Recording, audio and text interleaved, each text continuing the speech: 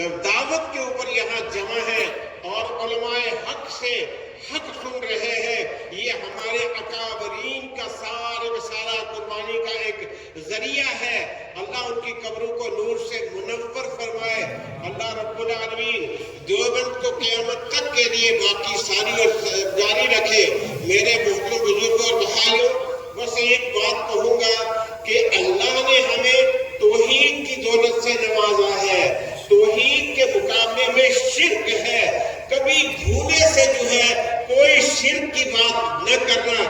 ان شرک لظلم عظیم، قرآن کہتا ہے کہ شرک بہت بڑا ظلم ہے۔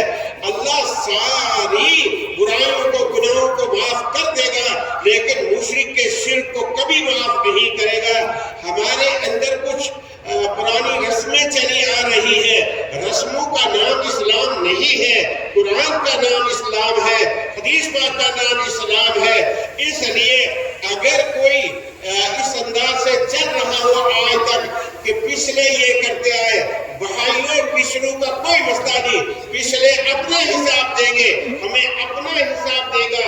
ایک چند گھنٹے پہلے اندھیرا تھا، اب دن کا اجالا ہے، سورج نکلا ہوا ہے، اب بھی ہم رات کی باتیں کریں، لوگ کہیں گے یہ بے وقوف ہے۔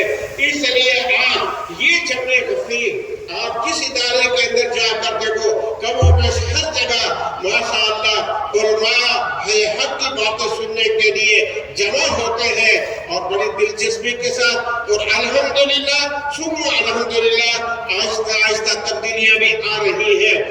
توحید کا دامن پکڑا جا رہا ہے، شرک کا خیر بات کیا جا رہا ہے، سنت کو اپنایا جا رہا ہے، بدعت کو 3 طلاقیں دے کر ایک طرف کیا جا رہا ہے۔ یہ بہت بڑی علماء دیوبند کی قربانیوں کا نتیجہ ہے، ہمارے اکابرین کی سچی اور سیدھی راستہ جو ہے اپنانے کی بات ہے۔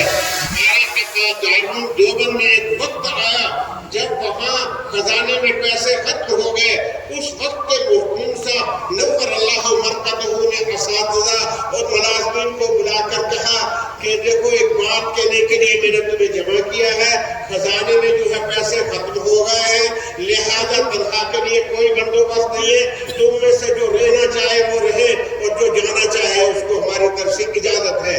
بیک زبان سب علماء حق نے کہا حضرت تو کیا ہم یہاں اس تنخواہ کے لیے آئے ہیں؟ ہم تنخواہ کے لیے کل نہیں، ہم دیوبند داروں کی خدمت کرنے کے لیے آئے تھے اور خدمت برابر کرتے رہیں گے، تنخواہ ملے گی نہیں ملے گی ہم اپنا کام جاری رکھیں گے۔ یہ ان حضرات کی قربانیوں کا نتیجہ ہے کہ جہاں دیکھو حق جو ہے وہ بلند ہو رہا ہے۔ الحق یعلو ولا یعلی، حق ہمیشہ غالب ہوتا ہے، وہ کبھی مغلوب نہیں ہوتا۔ تو وہ جو عالمی طور پر کچھ علماء نے چکر لگائے، انہوں نے اپنے بیانات میں کہا ہے کہ ہم دنیا کے جس کونے میں بھی دیکھے گئے تو ہم نے دیکھا کہ صاحب قاسمی برادری کا کوئی نہ کوئی آدمی بیٹھا ہوا اللہ کا قرآن نبی کا فرمان لوگوں تک پہنچا رہا ہے۔ یہ ان کی قربانیاں ہیں اور اللہ نے ہمارے ان علاقوں پر بھی رحمت کی بارش برسائی ہے، اور یہ سفید ٹوپیاں اور جماعتوں میں جانا، مدارس کی خدمت کرنا، مدارس سے جڑنا، علماء سے اپنا تعلق قائم کرنا، جس کی وجہ سے اللہ نے ہمارے اس علاقے پر کچھ راجوری پر بھی رحم کیا ہے۔ اس لیے میں آپ سب کو مبارکباد دیتا ہوں کہ حق ہے، حق ہے، حق ہے، علماء دیوبند کی قربانیاں حق ہے۔ آپ نہ جڑے رہو، بچوں کو مدارس میں بھیجو اور باقی جماعتوں میں نکلو، انشاءاللہ ثم انشاءاللہ جس طرح سے دنیا میں باعزت ہے ایسے ہی مرنے کے بعد آخرت میں بھی اللہ سب کو باعزت رکھے اور جنت نصیب فرمائے۔ اللہ رب العالمین کہنے سننے سے زیادہ عمل کی توفیق عطا فرمائے۔